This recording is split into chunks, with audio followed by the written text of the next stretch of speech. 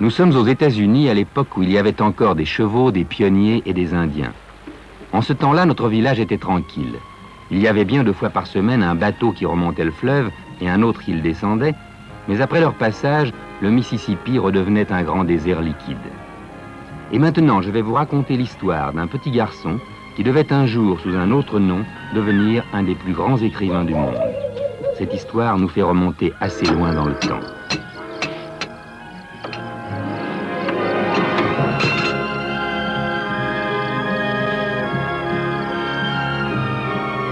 Un bateau en vue!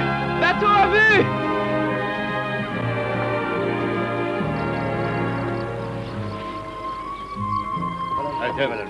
Venez, le bateau arrive! Il en fait une fumée! On voit que les chauffeurs ont trouvé un accostage qui est pas suffisant.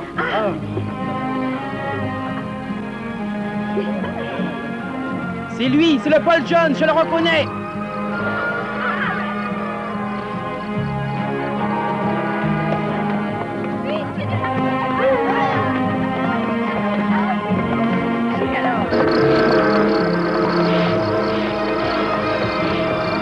Le Paul Jones, un très vieux rafio, venait d'être repeint à neuf et nous l'attendions avec impatience pour voir l'air qu'il aurait.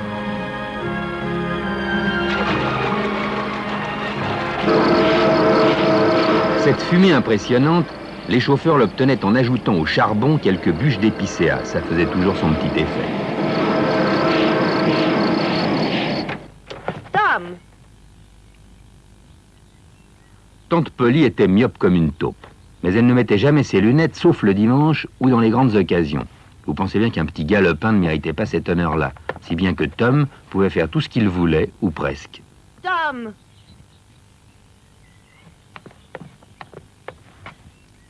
Tom! Tom! Tom!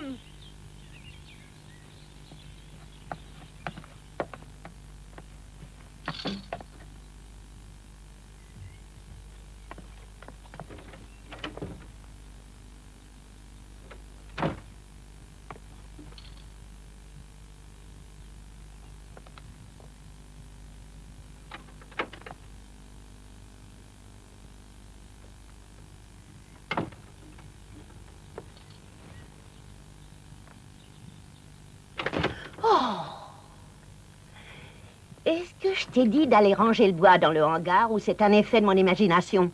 Et toi, tu vas me jurer que tu l'as rangé dans le placard, n'est-ce pas, mon garçon? Non, tante Polly. Oh, tu fais aussi bien de ne pas essayer, va.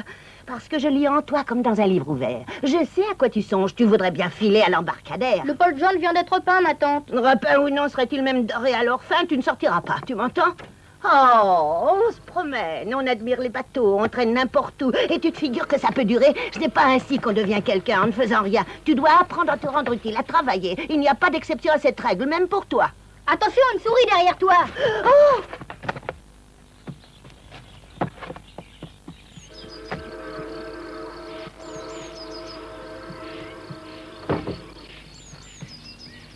Tom! Tom!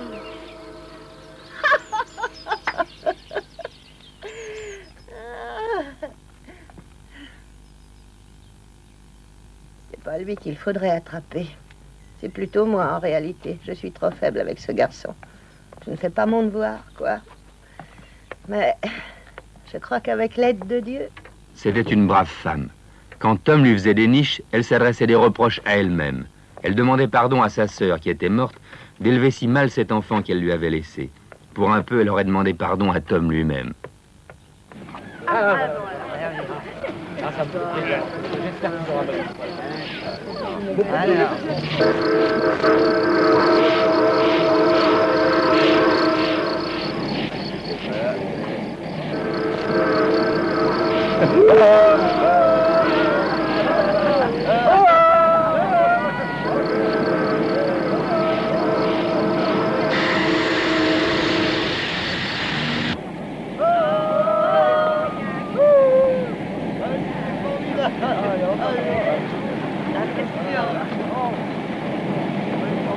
Tout petit, Tom avait rêvé d'être garçon de cabine. pour porter un beau tablier blanc et secouer une nappe par-dessus le bastingage sous l'œil émerveillé de tous ses camarades. Mais il avait changé d'avis et monté en grade. Il était le matelot qui se tient là-bas, debout sur la passerelle. Puis, poussant l'audace jusqu'au bout, il osait être Monsieur Bixby lui-même. Monsieur Bixby était le pilote. Pendant les manœuvres d'accostage, on ne voyait que lui. Le capitaine ne comptait plus.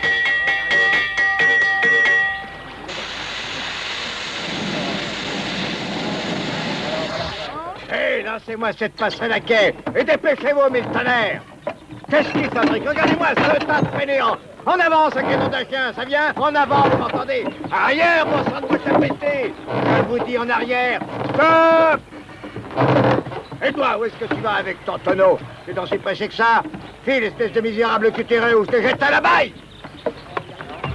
Qu'est-ce qu'il y a encore? Saloperie de saloperie.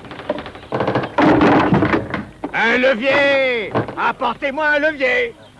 Tom comprit que son heure était venue. Dites-moi où l'est, monsieur, et j'irai le chercher. Ça y est, tous les regards étaient sur lui. Il se sentait le centre du monde. Ah, ça, par exemple, c'est à vous couper le souffle, une chose pareille. Williams, envoie ça de gamin au diable, ou je me fâche tout rouge.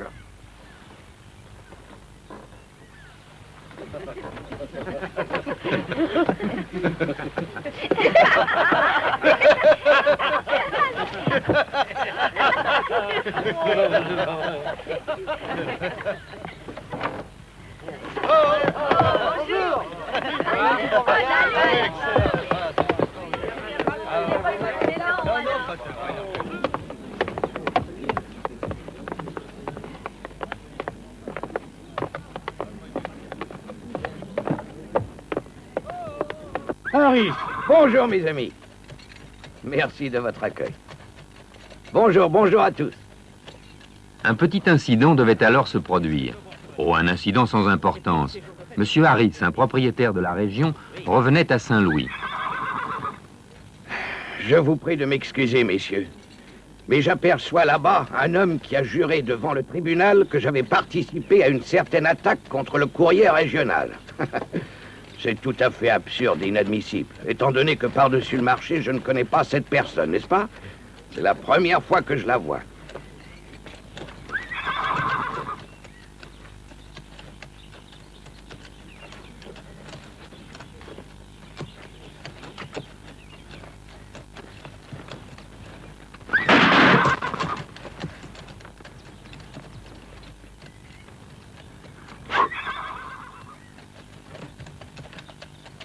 Monsieur Harris fut légèrement touché et personne ne le vit plus jamais tirer sur personne. Vous voyez, on aimait le tir au pistolet chez nous.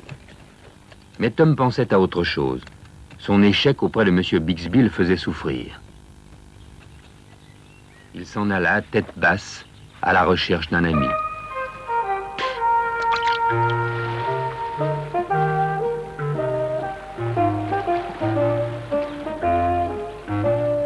Salut, Huck. Salut, Tom.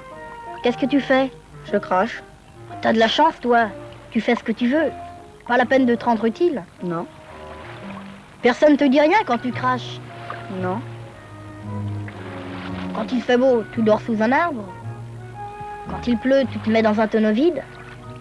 Pas d'école, pas d'église, mais pêche et natation à volonté. Tu peux te bagarrer quand tu veux. Te coucher le soir quand on a envie. Moi aussi, je voudrais bien avoir un père qui boit et qui s'occupe pas de moi. Pas mal du tout, le vieux. Toutes les mères du pays redoutaient ce fils d'ivrogne, ce voyou, ce paresseux, ce mal élevé.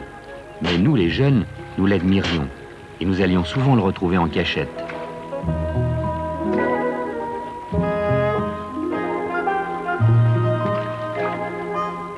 Au bout de 5 minutes, peut-être moins, Tom ne pensait plus à son échec.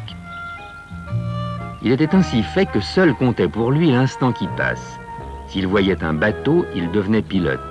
S'il entendait un oiseau, il se sentait pousser des ailes. Si bien qu'une fois lâché dans la nature, il se consolait très vite de ses ennuis et même il les oubliait complètement. Dans son insouciance, pouvait-il prévoir les aventures extraordinaires qui allaient lui arriver et le transformer si profondément?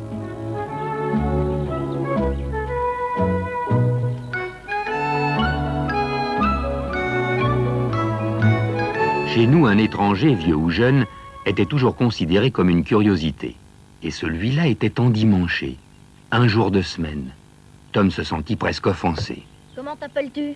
Ça te regarde pas?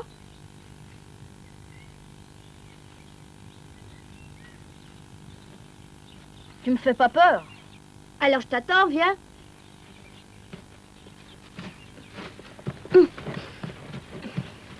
Je t'aurais facilement. Bill Allison rirait bien en voyant ta couverture. Bill Allison? Qui est Bill Allison? Tu ne connais pas Bill Allison? Il est de l'autre rive, de l'Illinois. Tout le monde le connaît.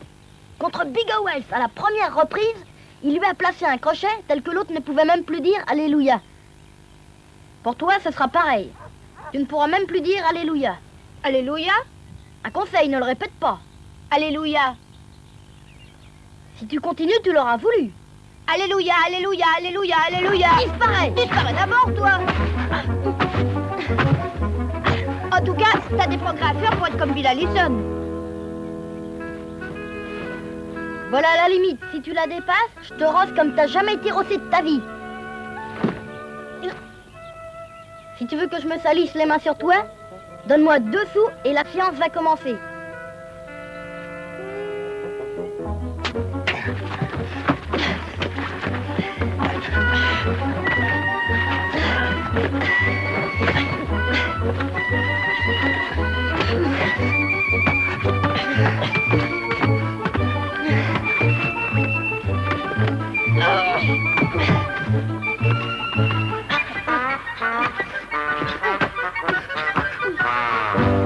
Dis assez?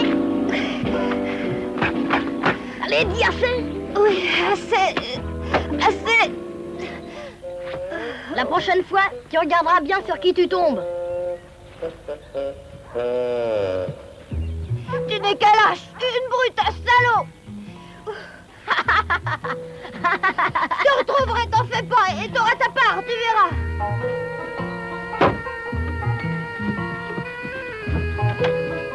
Cochon, espèce de cochon, lâche, traître. Tu n'es qu'un lâche, tu te défends comme une fille. Traître. Tom défia son lâche agresseur jusque chez lui. Mais l'autre se contentait de répondre à ses grimaces derrière la fenêtre. C'est la mère qui sortit et qui traita Tom de polisson. Voilà un petit voyou.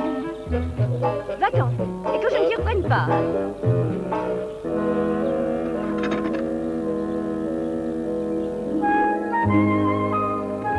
Ce soir-là, Tom rentra chez lui à une heure tardive et voulut grimper en douce dans sa chambre. Mais on l'attendait. Eh bien, mon garçon, je crois que je t'y prends cette fois-ci. Allume la bougie, Sid. Je te croyais couché en train de dormir, et voilà que monsieur traînait dans les rues. Et dans quel état est-ce que tu reviens? Sale et déchiré, depuis les pieds jusqu'à la tête. Comme punition, demain après le culte, tu repeindras la clôture. Peindre toute la clôture? Oh non, Tom Polly. Oh, si, tu la repeindras des 2 côtés. Mais pourtant, dans ta Bible, il est pourtant écrit « Tu fêteras le jour du Seigneur ». Tu respecteras le jour du Seigneur, ce qui veut seulement dire, mon garçon, qu'on ne doit pas travailler le dimanche. Mais comme il s'agit d'une punition, dans ton cas, ce n'est pas du travail. Je suis bien sûr que tu comprends la différence. Donc demain, tu repeindras la palissade, comme je viens de te le dire, des 2 côtés et proprement. Voilà. Et maintenant, au lit, monsieur. Il se rendit compte qu'il ne pouvait rien contre une telle logique. Je reviendrai te voir dans 10 minutes, Tom. Et tâche de dormir. Le dimanche matin arriva. Il faisait beau, l'air tiède sentait la fleur d'acacia.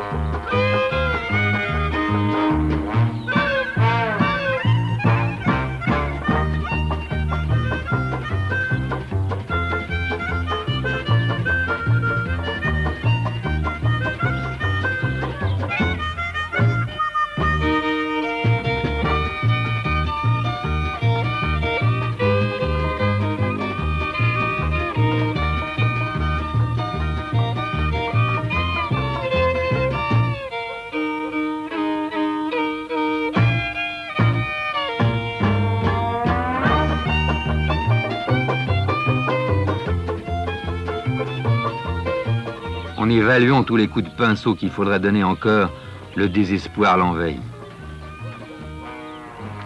Hello Jim, qu'est-ce que tu portes là? De l'eau et des médicaments pour Madame Evans, elle est malade.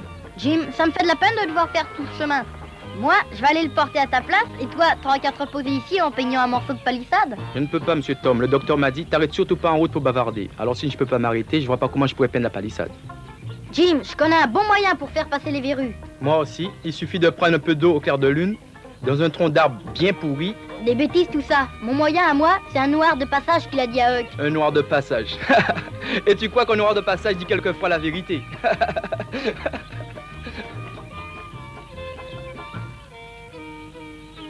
Mais le désespoir donne parfois du génie, du moins ce sont les poètes qui le disent. Et Tom eut une idée.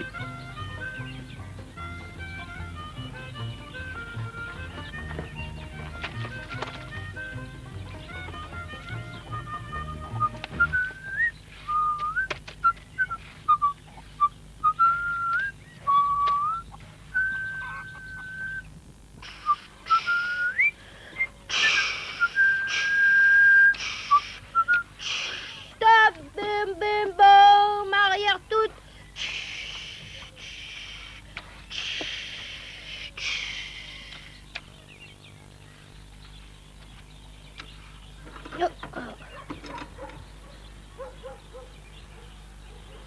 Alors, tu viens de baigner, oui ou non? Oh, bah, tu vas pas repeindre cette clôture toute la journée, tu viens? Ah, c'est toi, Ben? Je ne t'avais pas vu. Comment, tu travailles aujourd'hui? Moi, je veux me baigner. Qu'est-ce que tu fais? Tu viens, non? Oh, Tom Sawyer préfère se crever au travail, alors. D'abord, je me crève pas, je m'amuse. Ah oui, ben moi, j'appelle ça se crever. Ça dépend, ce qui plaît aux uns embête souvent les autres.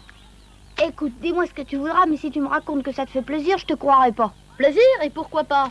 C'est pas tous les jours qu'on me permet de peindre une clôture. Tom, si j'essayais un peu de peindre à ta place. Non, c'est pas possible, Ben. La tante Polly fait tout un plat de cette barrière parce que c'est celle de la rue. Tu sais, les gens qui passent regardent si la maison est habitée par des gens bien ou pas. Ça serait derrière. Mais ici, non, rien à faire. Je crois pas que un seulement sur 1000 ne réussisse à lui blanchir sa barrière comme elle le veut. Peut-être même pas un sur 10 000. Allez, Tom, sois chic. Laisse-moi faire un bout de cette palissade, ou tout au moins essayer. Qu'est-ce que tu risques? Je voudrais bien, mais tante Polly, tu sais, Jim voulait aussi, et elle ne l'a pas laissé. Je serais dans de beaux draps si tu gâchais quelque chose. Allez, tiens, je te donne une demi-pomme. Tu trouves pas de pomme actuellement. Le seul endroit où il y a un pommier hâtif, c'est dans le jardin de la veuve. Je voudrais bien, mais je peux pas. T'auras la pomme entière. Non, non et non. Et mon harmonica, je te le donne aussi, t'en avais envie. Bah, tu peux le garder. Il est à moitié rouillé, ton harmonica. Ou alors, faudra aussi me donner ton couteau. Oh, dis, t'exagères un peu, non? Mais tu te rends pas compte, ce couteau-là, il est tout neuf et vaut 12 sous et demi, alors? Alors, regarde cette barrière. Elle est longue de 20 mètres. Qu'est-ce que c'est que 12 sous et demi à côté de 20 mètres? Même pas un sou par mètre. Ton vieux crachoteur d'harmonica et ton couteau ne suffisent même pas. Ça ne fera qu'un bout, ou à peine la moitié. Bon, je te donne le tout.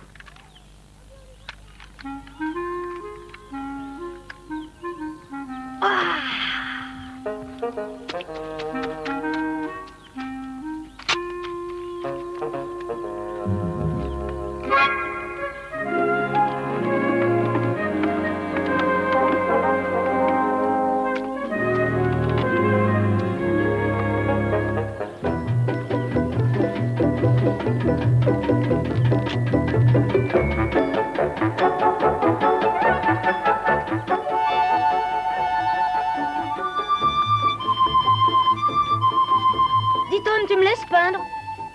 Qu'est-ce que tu me donnes en échange?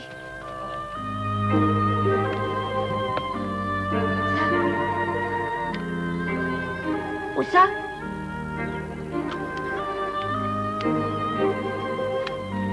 Tiens.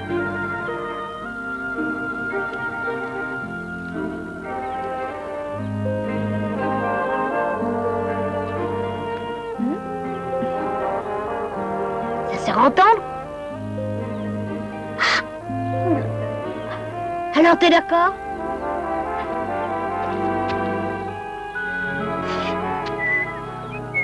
pense que c'est chouette de faire de la peinture. Ça me plairait d'être peintre.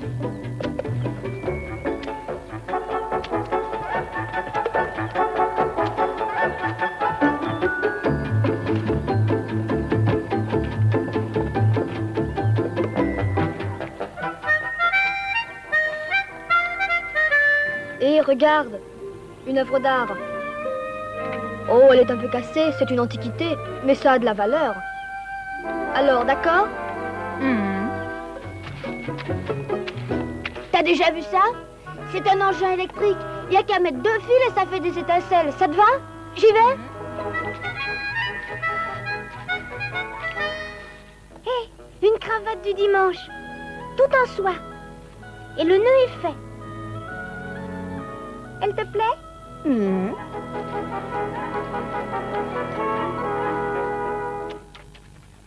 Quand Ben fut à bout de force, Tom fit le même coup avec Jim Hollis. Puis il recommença avec Johnny Baker, et ainsi de suite, si bien qu'à midi la palissade était peinte et Tom avait réuni tout un trésor.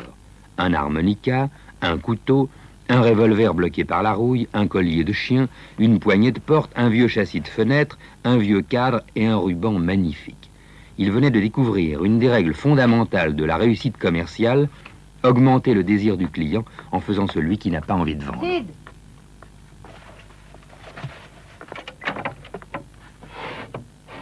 Tu n'as pas vu ton frère? Mais dis donc, paresseux, qu'est-ce que tu fais là? Où en est ma palissade? Repeindre, tante Polly? Tom, fais attention. Je déteste les menteurs. Mais puisque je te dis qu'elle est repeinte. Quoi?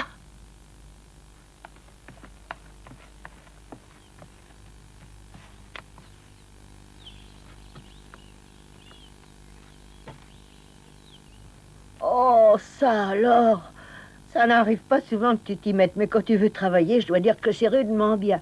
Dommage que ce soit si rare. Allons, va nager, maintenant je te le permets. Oh, youpi!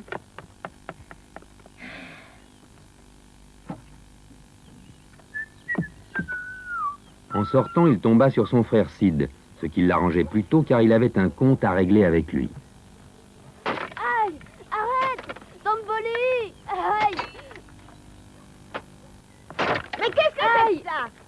Tom, veux-tu finir de bombarder ton frère? Il y avait bien une porte, mais Tom était souvent trop pressé pour s'en souvenir. Quel garnement! C'est pas moi, c'est lui toi? qui a commencé. Oh, mais vous êtes infernaux! Bon, c'est bien simple, vous serez punis tous les deux. Tom repartit sur le sentier de la guerre et rôda autour de la maison de l'ennemi. Il espérait bien le voir sortir et lui administrer la correction promise. Mais soudain, il aperçut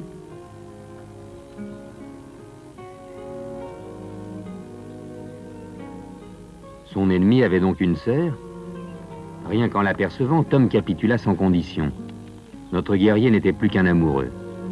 Pourtant, le cœur de Tom était déjà occupé par une certaine Annie Lindsay. Eh ben, tant pis pour elle. Il n'y aurait plus d'Annie Lindsay.